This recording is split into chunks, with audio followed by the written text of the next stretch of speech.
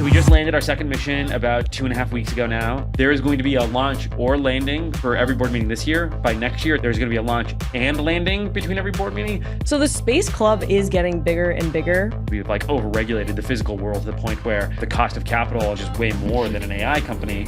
Your investing story is kind of under the radar. Also list out every single company you've ever invested in. If you want to really win the solar system Olympics, go and train on the surface of like Jupiter, or have like a little spacecraft or something up there floating in the clouds. Why go to Aspen when you could go to Jupiter? Exactly. Altitude training, Jupiter training. All right, Delian, we are live from Varda. Oh, yeah. This is a year after we first recorded.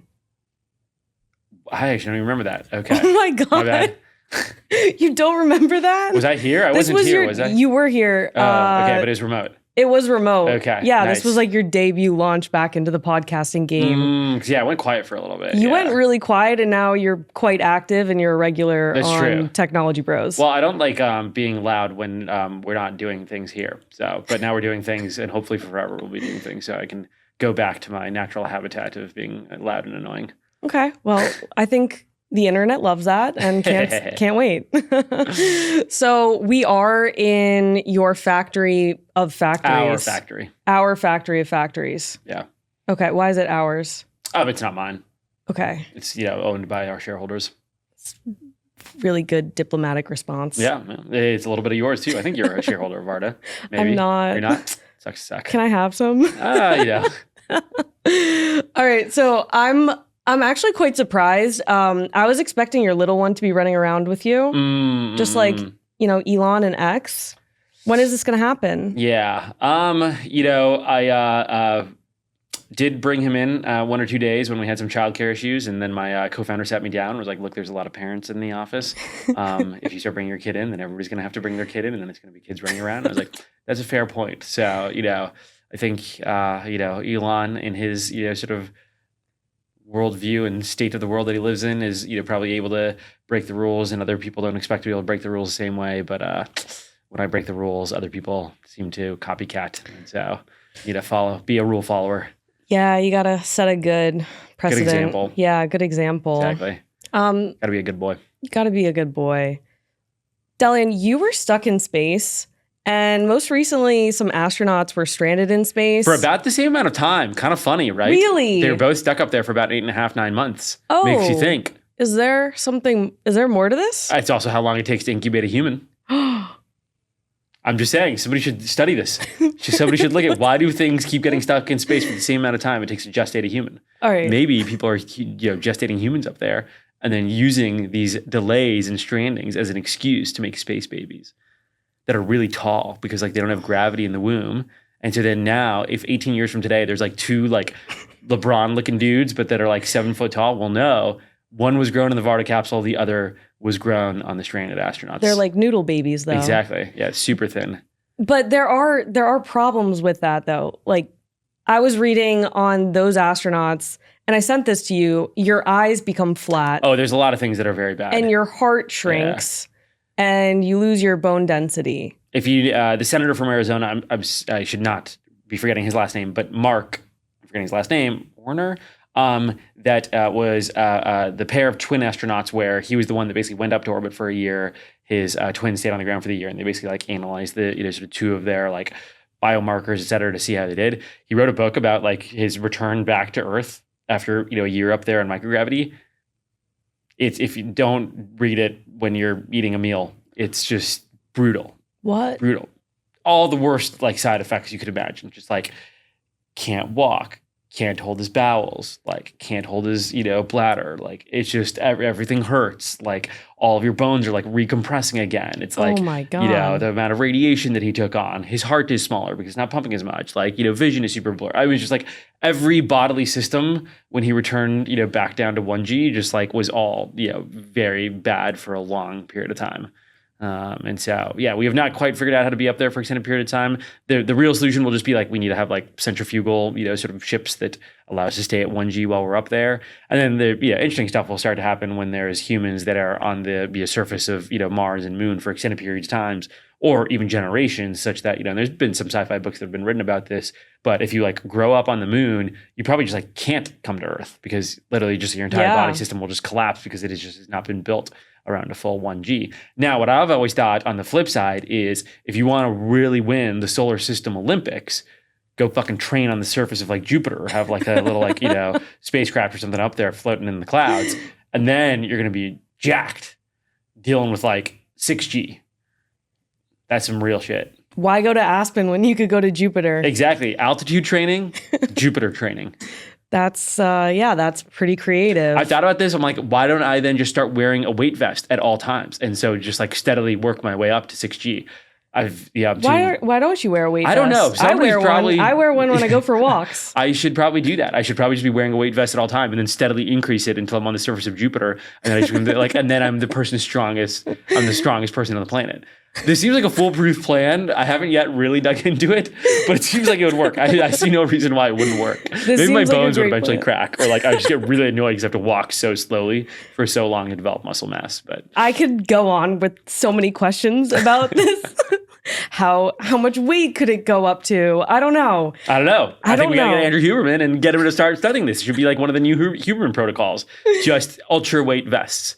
All times. You sleep with it. You eat with it. You go to the bathroom wearing it. Mm-hmm. Okay, bringing it back to the astronauts that were stranded in space for 9 months, their bodies were affected, and the whole process of this was also just chaotic. Could you explain more about what happened and why? Was there a deep state involved? Like, what's going on here? Yeah, I mean, to backtrack all the way to the beginning of the program, right? Obama era, we shut down the space shuttle, which almost certainly was the right thing to do, but it left us somewhat stranded in terms of using that same word again, stranded, without an ability to basically get astronauts up to orbit. And so for a period of years, we were dependent just on the Ruskies to get up using their Soyuz capsule. And so in order for us to get American astronauts onto the ISS, which is a decent chunk of it is American modules, we would have to basically go send out our astronauts to Russia to have them sent up and down.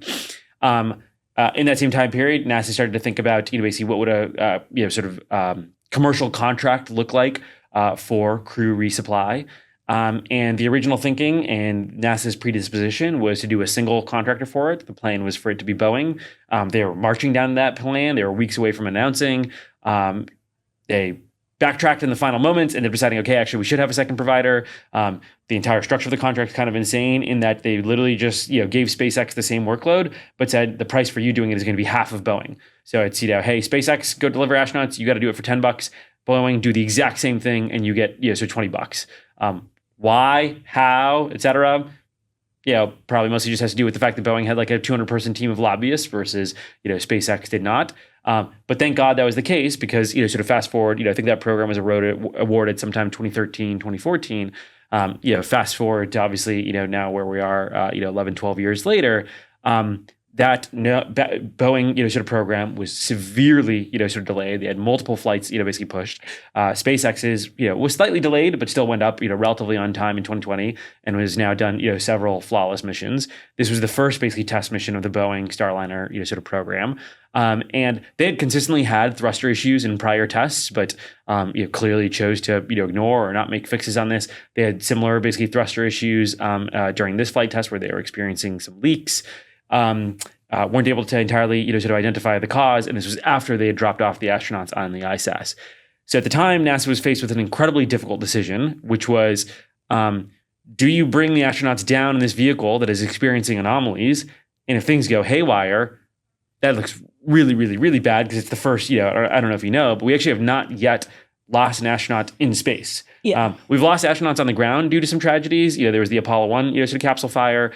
We've lost astronauts that were flying their T-39Bs, I think was the plane, on approach due to some fog. But we've never actually lost an astronaut sort of in space. And so that could have been the first cause of that. The other not so great path is say, okay, we're going to just deorbit this vehicle without the astronauts on board.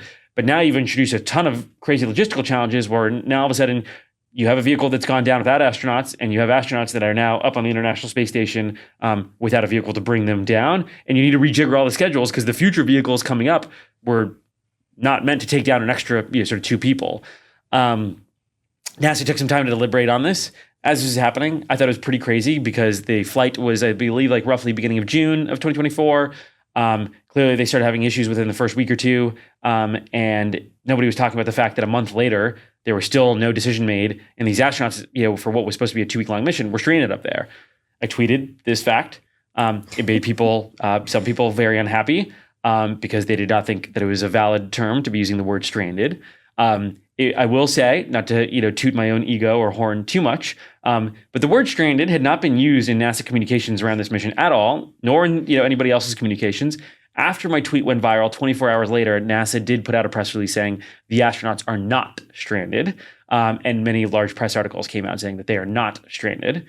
They ultimately made the decision to deorbit without the astronauts on board, leaving the astronauts there for an unexpected, indefinite period of time. And if I got on a flight that was supposed to, return me in 2 weeks, and that flight turned into a 9-month trip, I would consider myself stranded at the airport. And I think the astronauts felt the same way. Yeah. There's clearly now, confirmation from SpaceX and Elon that he offered to bring them back sooner than basically NASA had a pre-existing schedule that they could slot them into, but that meant not returning them until the February-March timeframe. He basically offered, hey, let's pull this in. Now, that does change things because somebody needs to pay SpaceX for the fact that they pull in the schedule, et cetera. But a very doable problem.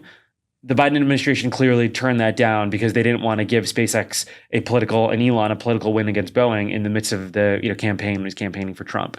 And so, I think that was not the right decision to make. Butch and Suni were the two astronauts. Suni, I believe, was facing some bone density challenges, and being up in space only exacerbates that. And so, if I were in her shoes, I'd be extremely frustrated that the president decided to risk my personal health and ask me to stay in space for longer for sake of a political gambit to make sure that his opponent, didn't get a win. So, I do think there's a part of that, whether you call that the deep state or that's the shallow state, because, he had a shallow depth of his mind at the time. Either way, it was not particularly deep in the bureaucracy. I've seen some deeper state stuff than that. Well, breaking news. You get it here straight from Delian. And it was interesting to see I don't know if you noticed, but the narrative that they were telling shifted a little bit in the last week. They kind of confirmed that they were stranded, and then they got on a video call and they're like, you know what, we're astronauts. We're prepared for this. We can do this all the time. And you're like, no, you've been stuck up there for a really long time. Totally. And they also confirmed that they could have come down earlier and that it was political challenges that prevented that. And so, look, as an astronaut, you're supposed to be apolitical. They have to be very careful because, they want to keep their job irrespective of who's in president, so that one day when they're selecting for the Mars mission, you're not on the bad side of, whichever political party's in office. So I don't blame them. It's a very tricky situation to be in, but one can just look at the facts and, sort of recognize the situation they were put into. Obviously you want to serve your country, and if your country requires you to unexpectedly be in orbit for 9 months, of course, I understand that. But that was not the case. They were forced to be up in orbit for sort of 9 months when that was not the expectation, and they didn't have the clothes packed sort of for that. Obviously, resupplies came up sort of with that. But I cannot imagine that those 9 months were particularly smooth for them. Well, speaking of orbit and landing and launching, can we talk about Varda? Yeah. So we just landed our second mission about 2.5 weeks ago now. That was the company's first time with some major revenue recognition, where we actually sort of delivered for a customer. That was a AFRL payload on board, as well as our own internal pharmaceutical payload on board. We just launched our third mission now. 6 days ago. Congratulations. Thank you. So far, so good with that mission. Obviously, it hasn't yet come back, but hopefully pretty soon. That one is actually our first fully dedicated DoD mission. So to date, our first mission was truly just an MVP demo. Second mission was a rideshare between DoD and pharma. This one was dedicated to the sort of DoD, where there's an inertial measurement sort of unit on board. And then our upcoming sort of mission, our fourth one, that'll be actually our first also dedicated purely to pharma sort of mission. So it's been fun, sort of realizing that this infrastructure that we wanted to build out for the, sort of space factories also has a ton of, sort of national security priorities that it can help fulfill. And so we're super thrilled to be able to, sort of serve the warfighter and serve our country while at the same time continuing to build up our commercial business. I think if you were to tell me from when we started it, I started working on the company now full time 4 years and 7 months ago or so. And I think pretty pleased with where we're at. Obviously, I think there's definitely always things that we could be doing better, but for this chunk of time in to be hopefully 4 missions launched and landed this year and tens of millions of dollars in revenue and a pretty solid team out here in El Segundo.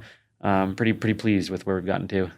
How did you get the unlock to get this kind of speed in such a regulated industry? It feels like you guys are sailing now. Yeah. There's a couple of different components of making, sort of that happen. A portion of it for sure is like you need the, sort of funding to be able to go pursue this. Obviously having, my venture background help with that. A portion of it is obviously like having vehicles ready that can, sort of fly and most importantly, fly nominally. A lot of that obviously is our sort of in-house team that has a phenomenal track record, largely sort of from SpaceX and some heritage from the Crew and the Cargo Dragon project, which, while much larger reentry vehicles, at the end of the day, were reentry vehicles. And so I think a lot of that helped. Some of it was also, being able to rely on external partners in a supply chain that are much more mature today in the commercial space industry relative to, let's say, when SpaceX started, in 2000, whatever it was, 5, where there really wasn't commercial providers of almost anything, in the aerospace industry. So as an example, our first 3 missions we executed with Rocket Lab's Pioneer platform, which is basically a satellite bus platform with propulsion on board. That way we could really focus on what our original core expertise was, which was the reentry vehicles and the sort of drug reactors.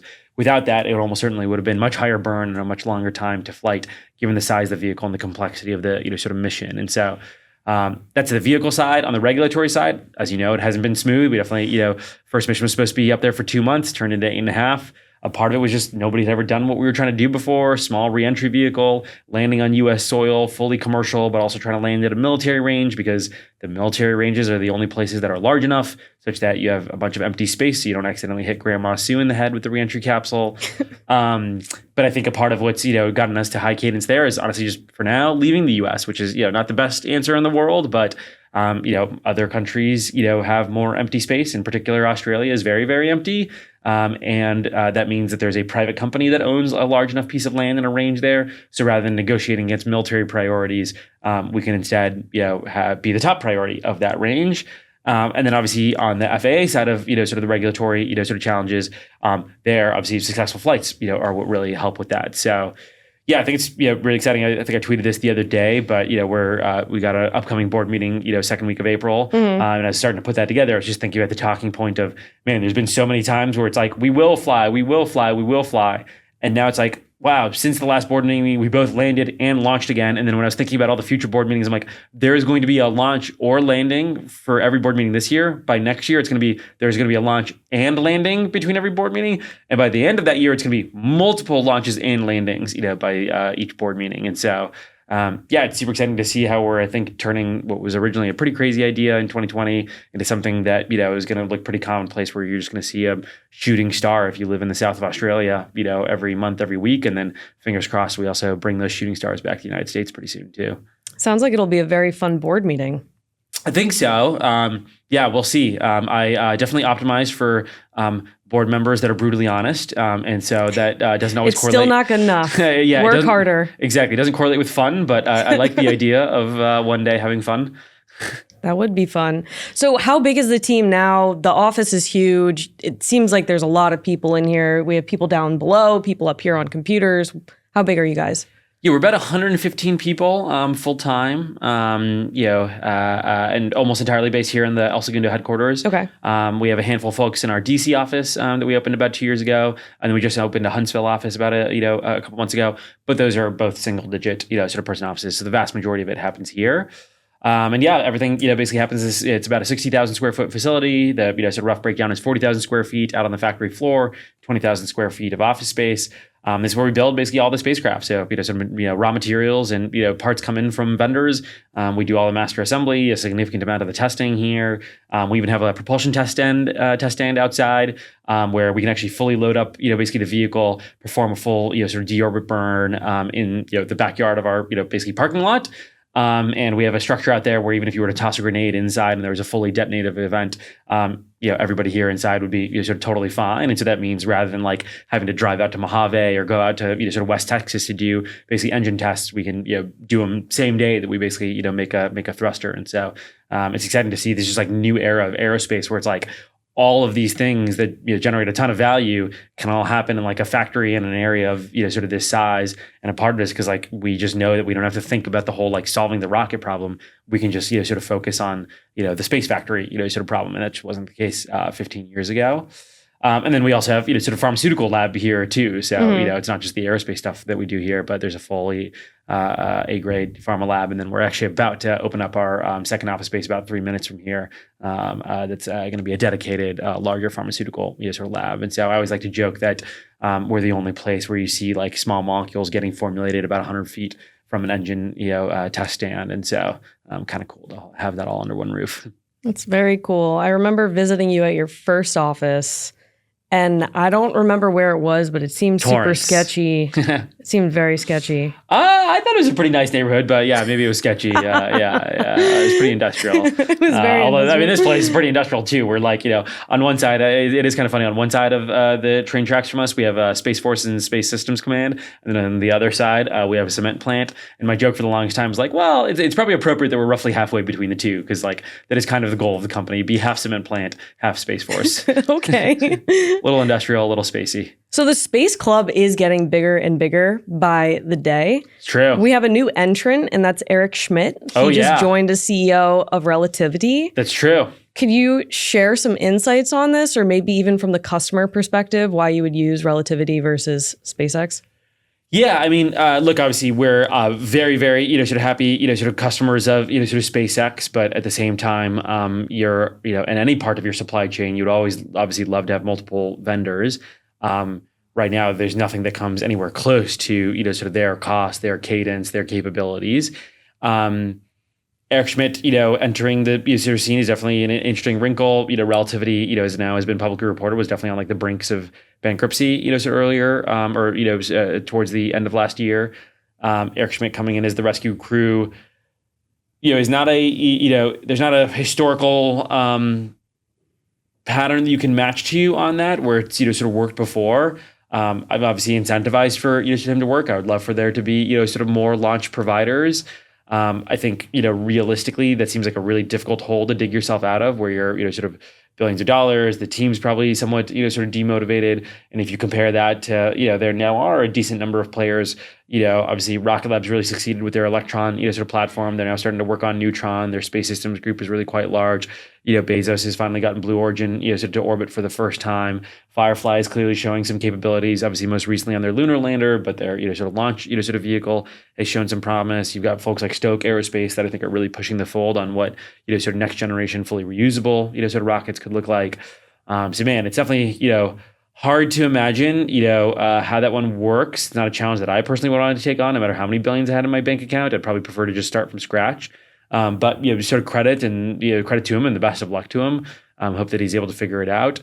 It'll be interesting to see also how much of he's obviously a phenomenal operator, but sort of how much of his prior operational work translates to this field. Obviously, like Elon was able to jump from like software payments land into rockets and cars, and people kind of forget that at the end of the day he was actually a software guy first. Can Eric Schmidt execute that same transition, and especially at the age that he's at? All that very non-trivial, but better more people try than not. Big task ahead. Big task ahead. Yeah, don't envy him. I'm not sure that I envy many people, but I definitely don't envy him. Okay. Well, pulling out a bit broader, what is the current state of play between public policy and space companies? The job of regulating space companies is split into multiple different agencies, which sort of makes it a little trickier on the startup side to navigate that all. To give you the three simple examples, not everybody's regulated by all three of these, but let's say the three that are sort of most important to Varda. We get regulated by the FAA, both as a part of our launch on SpaceX's rocket, as well as our reentries. We get regulated by the FCC for the radio spectrum that we use to communicate with our satellite. And they specify, so for example, recently the FCC actually specified a particular frequency for ISAM, which is in-space assembly and manufacturing. And so for, basically spacecraft like ours, we're now assigned a particular frequency, but you still have to apply for it, get a license. Mm-hmm. And then you're also regulated by NOAA, which, sounds surprising because I think it's like the National Ocean something administration, I forget. But anyways, it's kind of funny that an ocean, regulator is regulating space, but they actually regulate all of the cameras that are up in orbit. So if you have a camera pointing anywhere, NOAA is responsible for that. There's been some talk about, do you centralize some of these functions into a single vertical space regulator? That way you're not, splitting this across a bunch of departments. Obviously, the FAA has sort of tried to do some work to modernize. Given that launch is now happening at a cadence closer and closer to like 747s taking off and landing from airports, and a lot of these spaceports are getting very high traffic at this point. I think there's something that they've adapted to well. I lived in sort of Miami for a while, and it was always interesting as a private pilot that would fly around there, seeing that at some point there used to be basically what were known as temporary flight restricted areas. So basically areas that they would turn on and off around Cape Canaveral, to at some point they basically just put up a permanent, like what's known as NOTAM, notice to airmen. There's basically like, look, there's basically almost always flights happening here. Just don't plan your flight through here at this point because it's happening all the time. And so it's cool to see the nation start to adapt to like, hey, this stuff is happening so often that like the regulations need to not just be like, oh, this is a one-off event, but like this area of the country is like meant for launch now. So let's just like, and like you can watch it, like even in my time that I lived in Miami, I watched how like commercial flights used to fly down mostly the east coast of Florida when they're coming from like New York to Miami.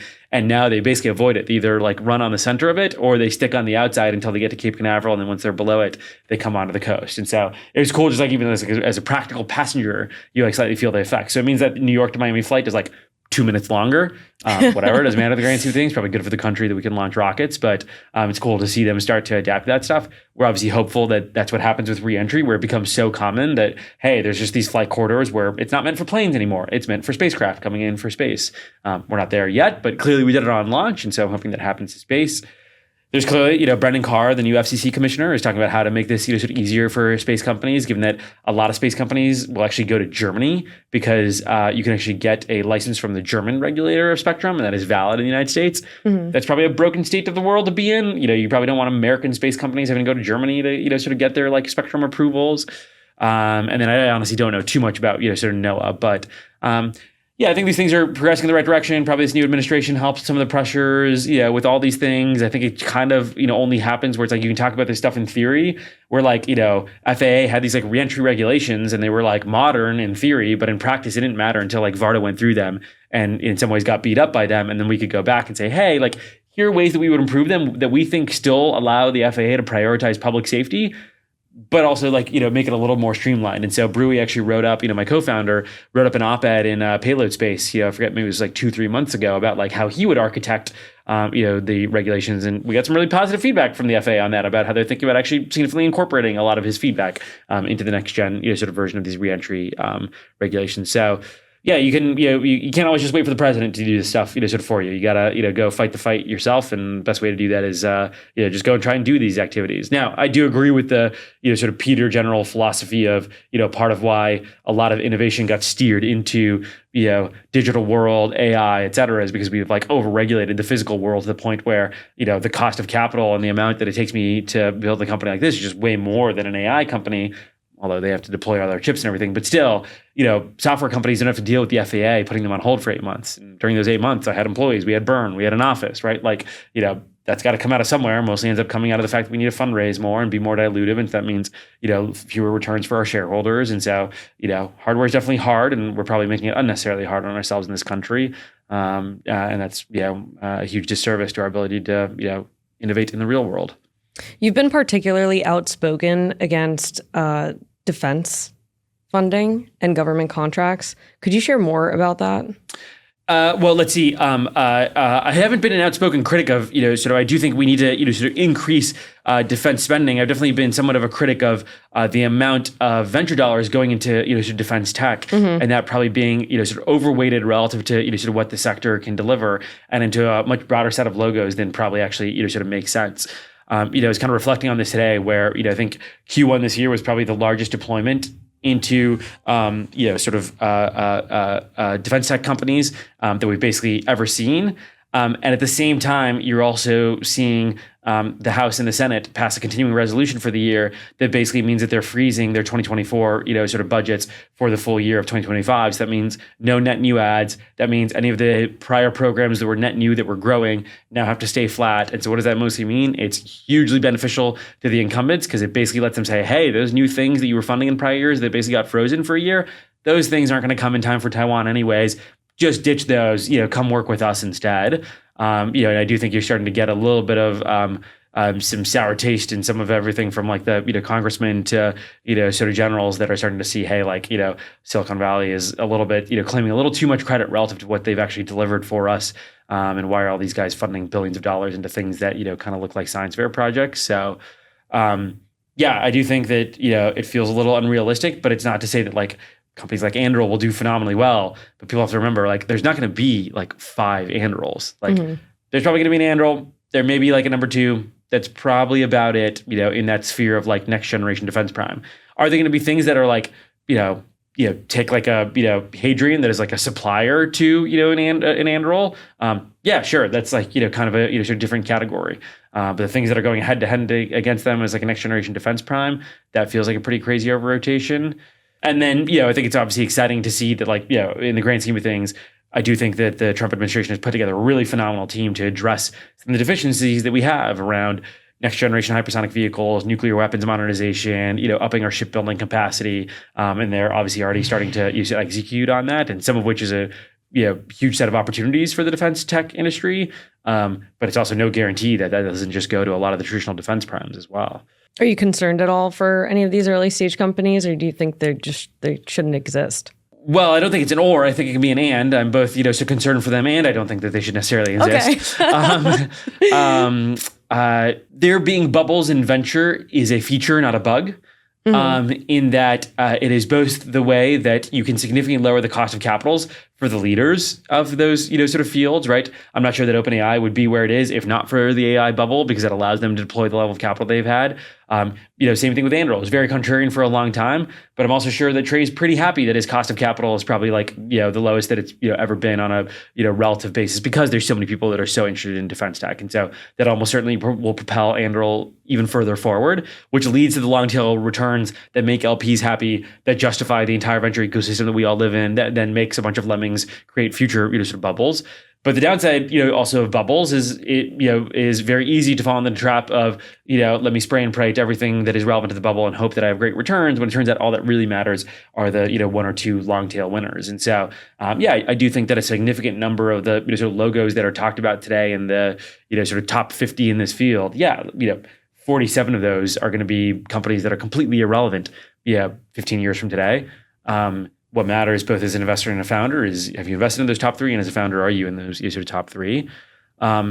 We have a particular angle that we've taken here. I'm not trying to be, just a next generation, space defense prime. The next generation space defense prime is SpaceX. They're the largest space defense prime. They have the largest contracts in that field. They are the long tail winner. But I do think that as we're building our vision of what we think our long tail outcome is around space factories, are there things on the sort of margins that we can go and tackle that we think are pretty unique and are material, not so material that we're the size of like an Anduril or SpaceX on that alone, but big enough that it's a sort of nice sort of stepping stone on the path to building our sort of grander vision of space factories. Versus there are some people that are building their companies in a way where their only option is to build something that is the size of a SpaceX or Anduril in the defense industry, and I'm not sure that they have an appropriate path to getting there. The power law lives on. The power law lives on, and as I like to remind people, a venture capitalist really has 2 jobs. It is to buy equities and it's to sell equities, and people sometimes forget the second part of the job. It's just so fun, though. Why not? Buying is very fun. I also like selling. Yeah, that is good. So shifting over to the Hill and Valley Forum. So we recently had Christian Garrett on the pod. He covered this a little bit, but I'd love to hear from you. How did this idea initially start, and how's it gonna go down this year? Yeah, so Christian and Jacob had a conversation, I want to say it was like July, August 21, where they're like, hey, we should do something around this field of like bring Silicon Valley leaders together with, sort of defense tech and, elected officials. And they both were like, who should work on us with this? Work with us on this is, sort of Delian. And so they, sort of pinged me a couple days later. We got together and I was like, yeah, let's do this. We can organize like a small dinner to start, see how this goes. Original dinner was supposed to be like 30, 40 people, ballooned into like 100. Got a ton of really great feedback from it. Let's run it back and let's do it bigger, badder, better. Ran it back like 6 months later. got even bigger, better, more elected officials. Why? What was the energy around it? I think it was just like, it's one of these things where it's like, it just kind of felt like a moment in time that, we just happened to capture the tailwinds of, where there was obviously a lot of people that were, sort of working with Capitol Hill before us starting this, right? Obviously, groups like SpaceX, Palantir, Anduril, et cetera, had been around for a very long time. But it felt like in 2021 was the first time where it was now a much broader set beyond just that. And there were more and more people coming to the table and more investors that were interested in this. And so it felt like the momentum and interest, both from Silicon Valley wanting to engage more with DC, but then also DoD and elected officials wanting to engage more with Silicon Valley, just were these like pre-existing trends that, kind of made it together at the right time. And so we've continued to run it on an annual basis each time. I think we've, improve the quality of the sort of event, and everything from who's speaking to who's attending. This year we have speakers like Jensen Huang from NVIDIA, Alex Karp from Palantir, Brian from Anduril, Keith from KV, Josh Kushner from Thrive. It's a really phenomenal set of sort of tech speakers, and then we're going to be talking more about our political speakers over the course of the next sort of month or so. I think again, a part of why you're seeing in some ways I think the best event that we've put on yet is again because of this trend, towards a bit more of unification and synergies between the sort of two worlds.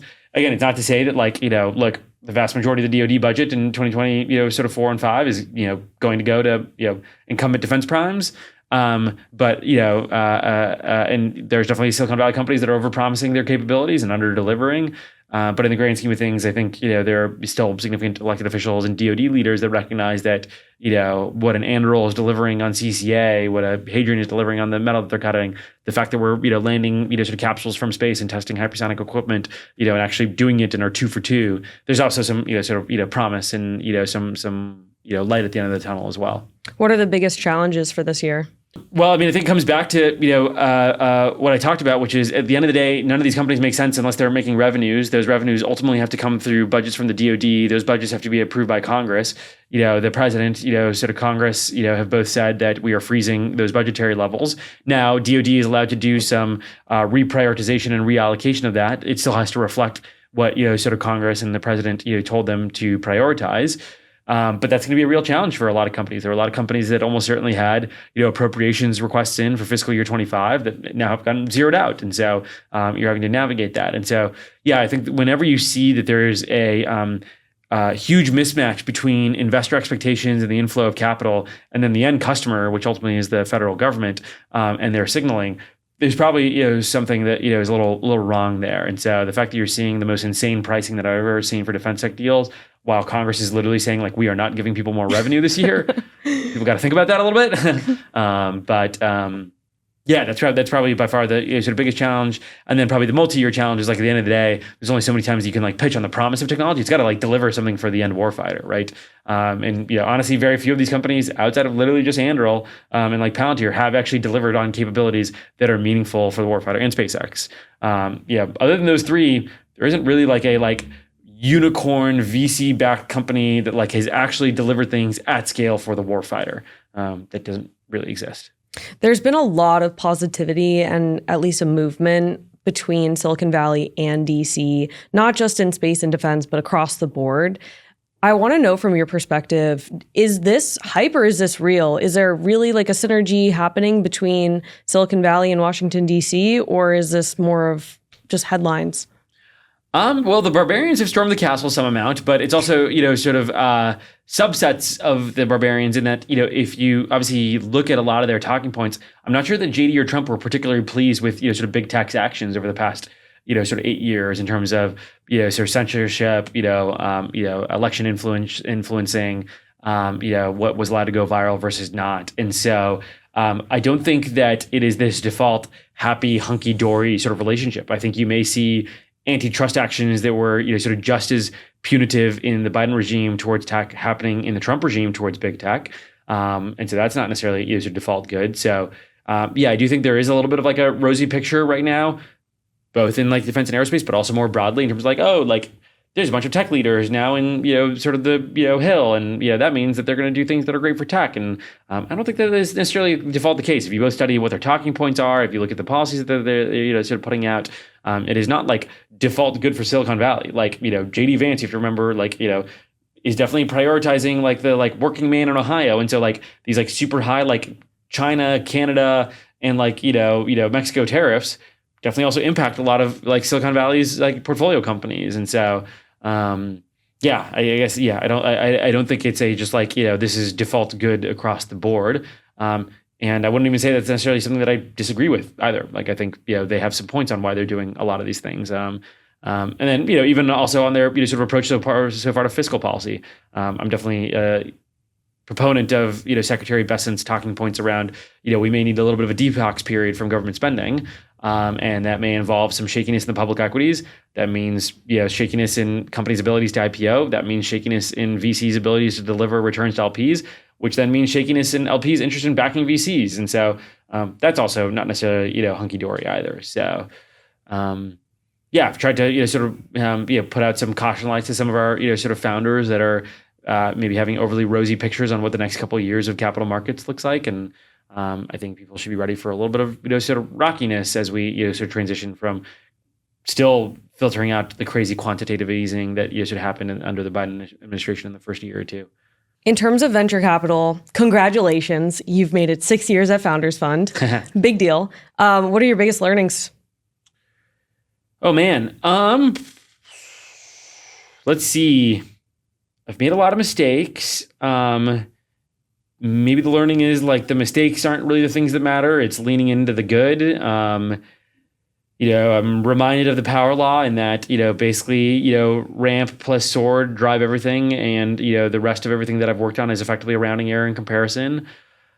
I think I, have learned that the constraints that working on something like Varda provides, I think actually make me better at venture because it really forces you to focus on only the like 2, 3, 4 decisions a year that you really make that matter, and really just focusing only on those rather than a bunch of other, sort of activity that isn't really going to, sort of lead to the long tail outcomes.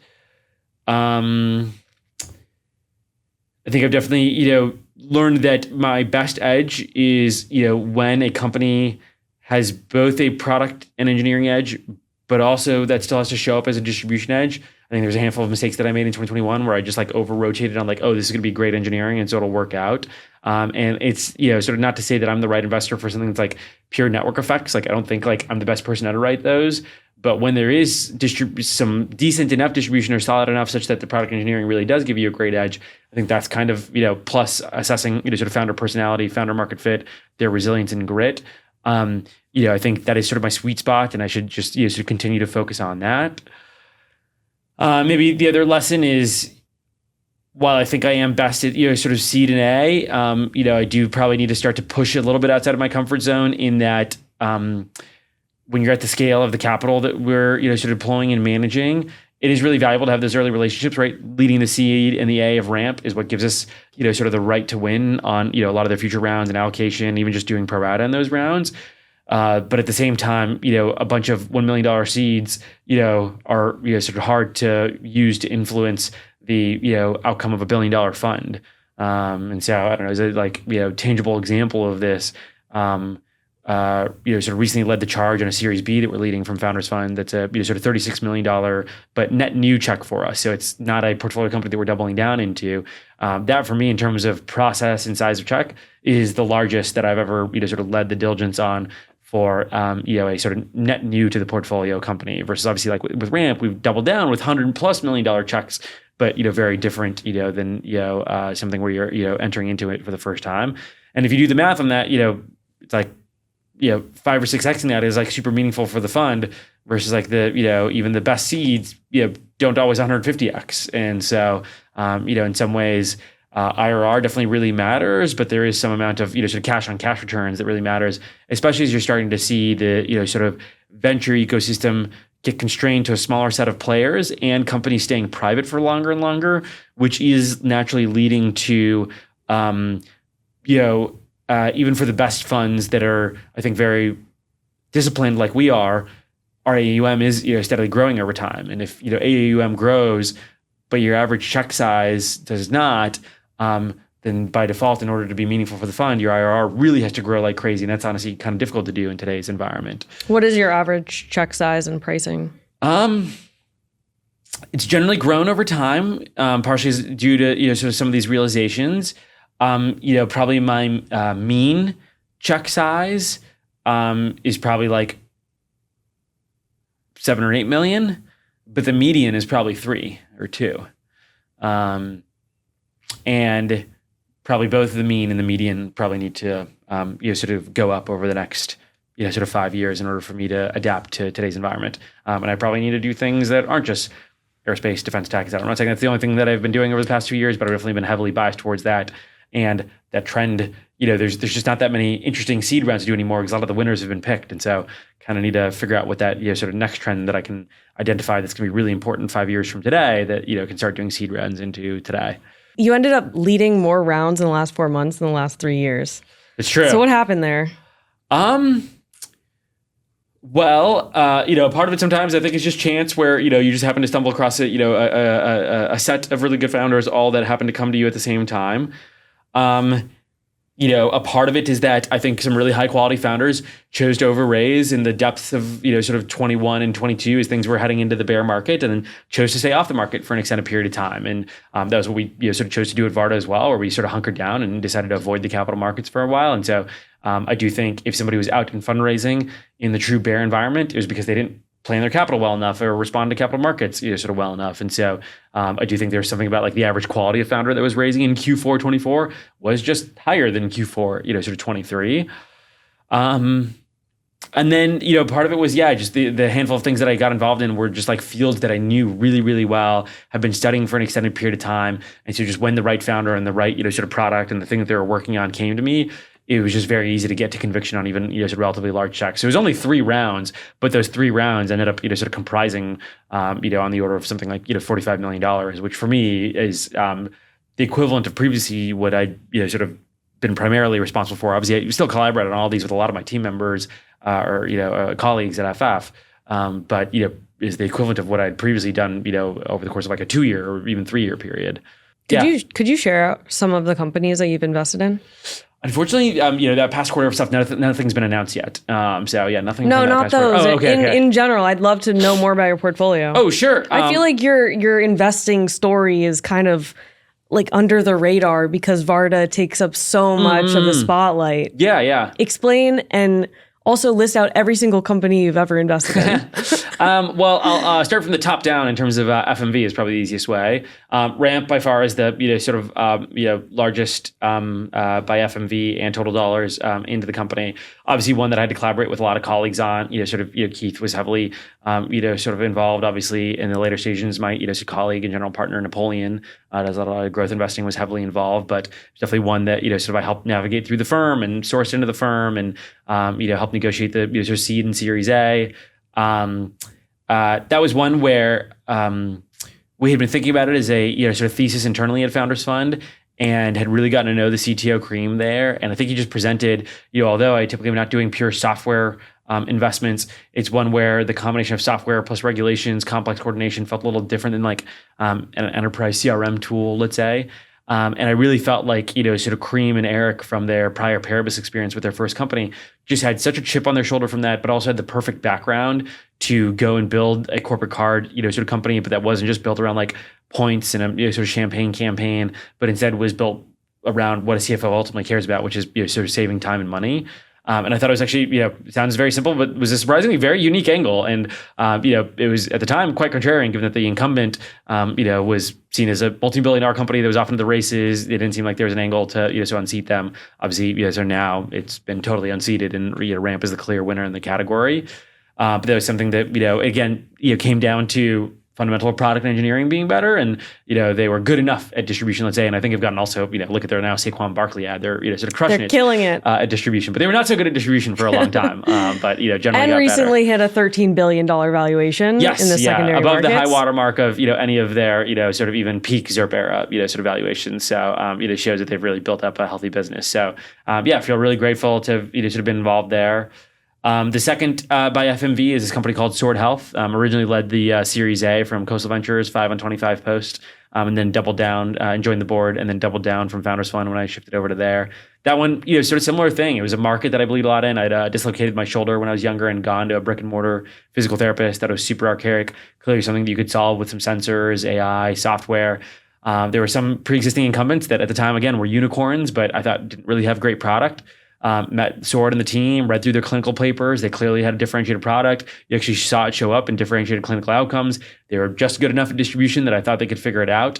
And yeah, lo and behold, here we are, sort of 6 years later, company, I think the most recent announcement was at $3 billion, but they've done even higher, let's say recently. Oh, okay. They have from that prior, sort of unicorn incumbent that was thought of as the pre-existing winner. I think we've stolen like 15 Fortune 500 clients at this point, sort of from them. And so, and it all comes down to the fact that, like, again, just like the CFO cares about saving time and money, the CMO also mostly cares about better clinical outcomes and saving money. And they do that far better than anybody else. And so the company's growing like crazy. It's profitable. They've got multiple product lines. And so, I think they're going to be one of the very few sort of like health tech companies that actually does well. And it's funny because like there's whole funds and partners that dedicate their whole lives and portfolio to health tech. And I just focus on the one that actually mattered and invested in that one, and kind of same thing in fintech. And then after that, it's a smattering of, sort of mid-stage companies, Varda, Hadrian, and a few others. But, those are kind of like the sort of major outcomes. Everything else that I've done is sort of let's say below unicorn status and sort of earlier. But I think delivering 2 from seed/A to a pretty large outcome is, I think, not bad for an early stage investor 6.5 years in. Given that, like, unlike growth investors that maybe start at unicorn stage and then they just see the unicorn scale, my average entry price into those 2 was 25 post, and so getting to $4+ billion takes some time. You tweeted out that seed investing is a bad setup for a full VC job. Are you hinting that VC is just a hobby? I think that it is a better, you'll perform better if it's a hobby. So take that as you wish.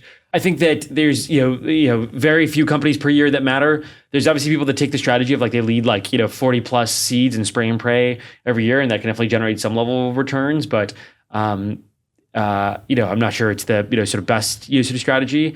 And if you do VC full time, it's very easy to delude yourself into thinking that you're investing into a top percentile founder, because if you go out and meet with 1,000 founders and you sort of choose the top 10 and invest with them, okay, yes, you're sort of investing into the top percentile.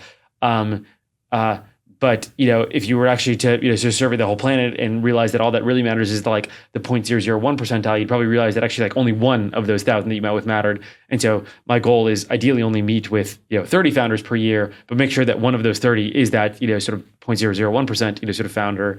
And I think it's honestly, and I'm not saying it's perfect. I'm sure that like there are going to be years where I miss that because I'm not willing and able to meet the 1,000.